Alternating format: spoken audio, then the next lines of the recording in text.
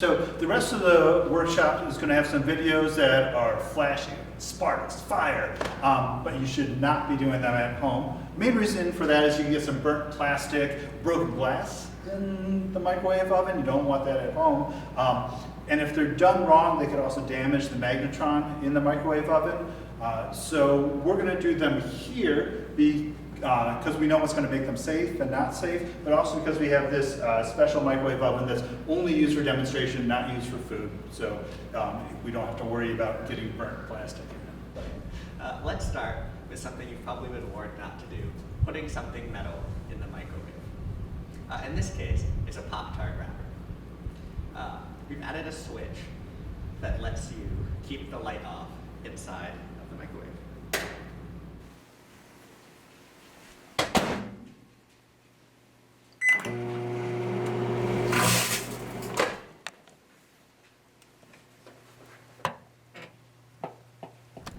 Yikes, you definitely don't want that to happen in your kitchen. What was that all about?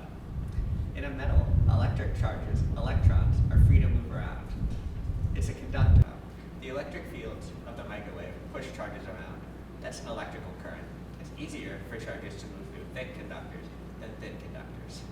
Thin conductors have more resistance, so the electrical energy gets turned into thermal energy. The foil gets hot. In some spots, it gets so hot that it vaporizes the metal and plastic. Now, there are gaps in those spots, but the electrical field is still pushing the electrons, so they jump across the gap, making the sparks. Let's do it again with the CD, that also has metal foil.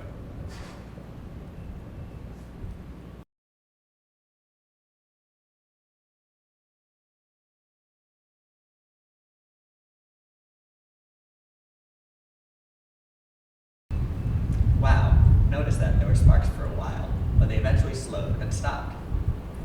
Once the foil got broken into pieces a lot smaller than the wavelength, the pieces were too small for the microwaves to create much current in them. Since the wavelength is 12 centimeters, a lot smaller than the wavelength is smaller than a centimeter or so. That same size limit also explains why we're safe, even though there are holes in the metal mesh on the glass door. The metal walls of the oven keep the microwaves inside. The microwaves can't escape through the holes in the mesh either because they're much smaller than the microwave wavelength.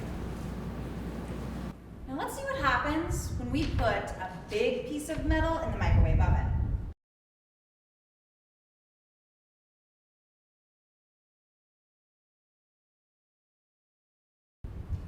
Nothing. The electrical currents created by the microwave are just in the very surface of the object. Since the ball is thick, its electrical resistance is much lower than the foil, so less heat is generated. And since it has a lot more mass than the foil, it would take even more heat to get it hot. The microwave mostly just bounce off the surface, just like they reflect off the metal walls. In fact, if we repeated the marshmallow experiment with the metal ball on the plate, the pattern of intense and dead spots would be different because the ball would change how the microwaves are bouncing around inside the microwave oven. Notice that this ball is big and smooth. We've already seen that thin metals like foils create problems. Objects with points can also create problems. The electric fields of the microwave push charges into the pointy region. They get so crowded that some jump off, creating electrical discharges that can damage the microwave oven. So a big, smooth metal object, like this ball, is safe.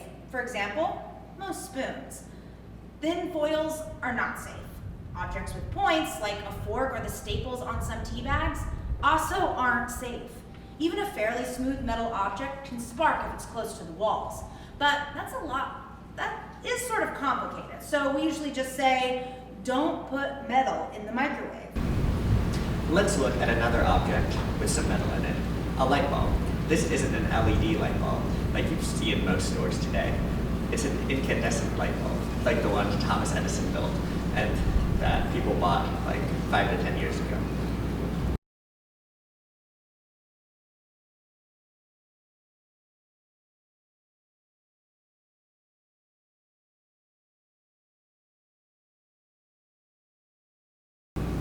What's going on?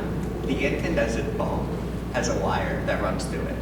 The wire gets really thin in the middle, so thin we call it a filament. The microwave's energy field makes charges go back and forth in the wire.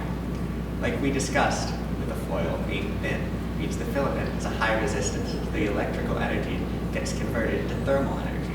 The filament gets hot, really hot. So hot it glows. Not just a red glow, but white hot glow.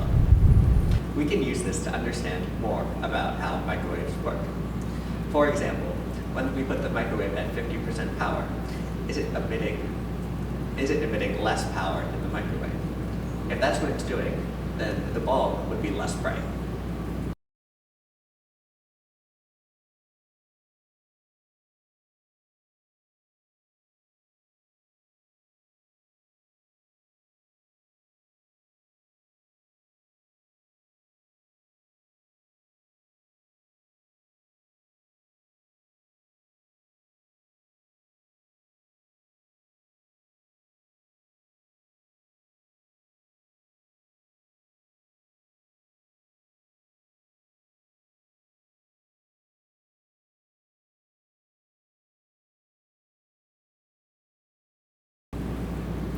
It was just as bright, but it was going on and off. On for half the time, and off for half the time. When it was on, it was just as bright, but averaged out. That's 50% of the total power. Here's another type of light bulb. It's a fluorescent light. You might see these in stores or in your classroom at school. There's no wire through the center like in the incandescent bulb. Let's see what happens when we put it in the microwave oven.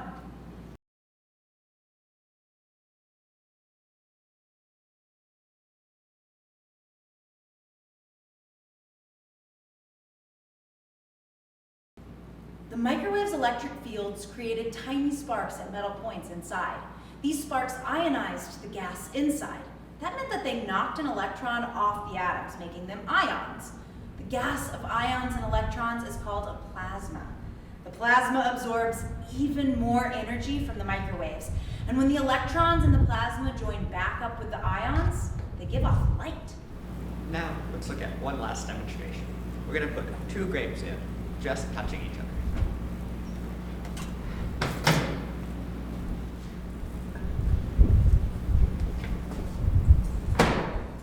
Grapes are mostly water. Together, they will act as an antenna, creating a very strong electric field right where they touch.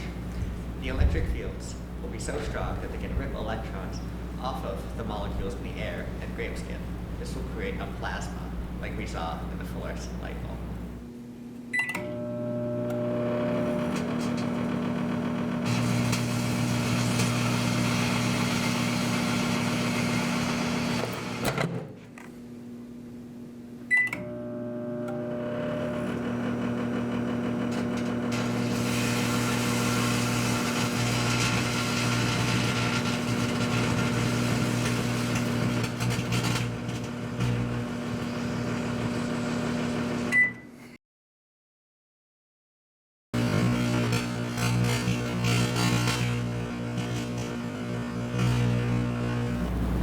Did you hear that buzzing too?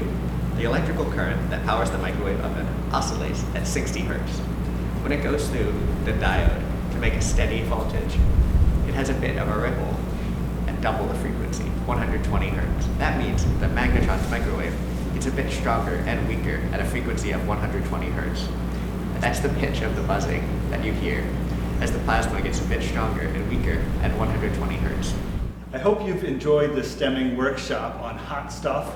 Remember that the experiments, the demonstrations in this last video aren't good for your microwave oven at home, so don't do them at home, watch the video.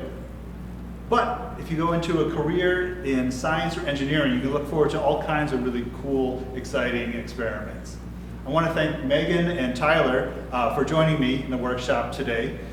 If you have any questions, feel free to contact us via Google Classroom. So from all of us here at St. Mary's College of Maryland and STEMming, goodbye.